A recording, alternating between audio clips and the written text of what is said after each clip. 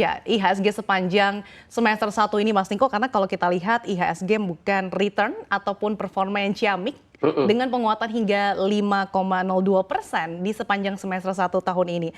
Dan capaian tersebut mengantarkan IHSG bahkan dengan return di kawasan Asia Pasifik yang terbaik. Seperti apa sih Anda melihat performa kinerja IHSG yang ciamik ini?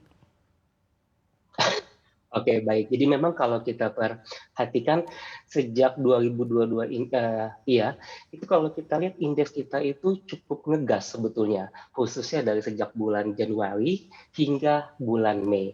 Memang kalau kita perhatikan indeks kita itu tidak tergoncang sekalipun adanya invasi. Ini Hmm. salah satu poin yang penting. Kenapa? Karena ternyata kenaikan harga komoditas justru menguntungkan buat kita, kan begitu. Jadi kalau kita perhatikan memang kami cukup senang sebetulnya karena meskipun penuh dengan tekanan, yang kedua penuh dengan volatilitas, tapi kita bisa cukup mengimbanginya. Dan kalau kita perhatikan juga, pada bulan 1 hingga bulan Mei ini puncaknya merupakan salah satu kesempatan yang baik tuh untuk terus melakukan akumulasi beli, tapi tidak selamanya tentunya untuk mengalami kenaikan. Ketika The Fed pada akhirnya announcement gitu ya, bahwa akhirnya menaikkan tingkat suku bunganya hingga 75 basis gitu, tentu ini membuat pasar kecewa pada akhirnya. Tapi kalau kita lihat memang The Fed memang harus mengambil langkah yang seharusnya sebetulnya. Nah, ini yang membuat pasar kecewa, tapi indeks kembali bangkit lagi. Bahkan sempat waktu itu menyentuh di paling rendah itu di bawah 6.600. Perlahan tapi pasti kita mulai kembali pulih. Nah, apa sih yang mesti kita perhatikan saat ini, bahwa memang sekalipun volatilitas itu ada di pasar, tapi kita cukup kuat. Itu artinya apa? Fundamental ekonomi kita cukup kuat untuk menahan volatilitas yang ada. Boleh kita katakan gitu ya, kita yang dulu bukan lagi kita yang sekarang. Begitu kira-kira. Baik, kita yang dulu bukan lagi Ya. kita yang sekarang. Lantas bagaimana kita yang ke Mm-mm. depan nih? Proyeksi di semester kedua ini akan seperti apa, Mas Niko? Nah, siap. Semester kedua ini tentunya tekanannya akan jauh lebih besar. Kenapa demikian? Karena kalau kita perhatikan, The Fed kian yakin untuk menaikkan tingkat suku bunganya, bahkan 75 basis lagi, dan dengan tingkat netral itu di 3,5% hingga akhir tahun 2022 dan 4% hingga 2023. Tentu ini membuat kita perhatikan gitu ya, bahwa ini menjadi salah satu tolok ukur baru apakah Bank Indonesia mulai sedikit bergeming gitu ya untuk menaikkan tingkat suku bunganya. Tak kala jarak antara tingkat suku bunga The Fed dengan tingkat suku bunga Bank Indonesia semakin mengecil. Kenapa? Karena kalau jaraknya semakin mengecil, berpotensi menyebabkan capital outflow yang semakin besar. Lalu yang kedua adalah rupiah tentunya akan semakin melemah. Nah, memang kalau kita perhatikan, apalagi saat ini inflasi kita itu udah berada di atas 4%. Artinya apa? Jangan sampai kita ketinggalan kereta sama seperti yang terjadi sama ini ya, The Fed gitu ya.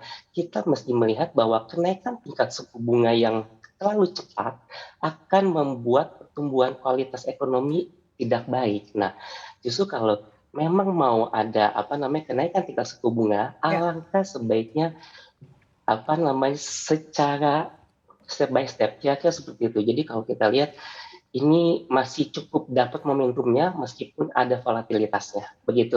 Oke, Mas Niko, apakah Mm-mm. fundamental kita betul-betul kuat mengingat inflasi juga yang baru diumumkan pada bulan Juni ternyata tertinggi dalam 5 tahun terakhir, ditambah lagi dengan likuiditas yang juga semakin ketat.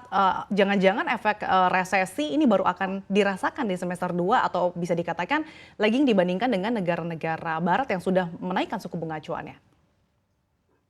Baik, memang kalau kita perhatikan, kalau kita bandingkan dengan tahun 2013 silam gitu ya, ketika The Fed baru saja mengumumkan akan menaikkan tingkat suku bunganya, kita sudah menaikkan tingkat suku bunganya sebanyak 6 kali waktu itu.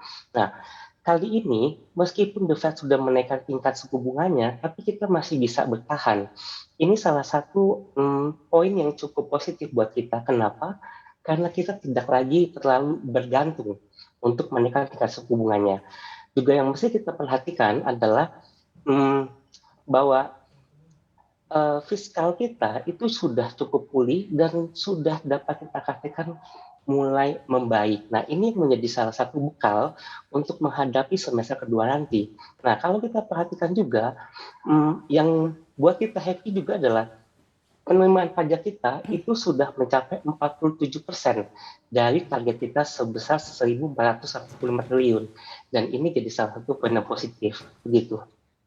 Oke, Pak Niko, ini jika kita melihat harga rupiah sudah mendekati 15.000 nih Pak. Jika kita telat merespon, apakah ada resiko yang mungkin dihadapi Pak?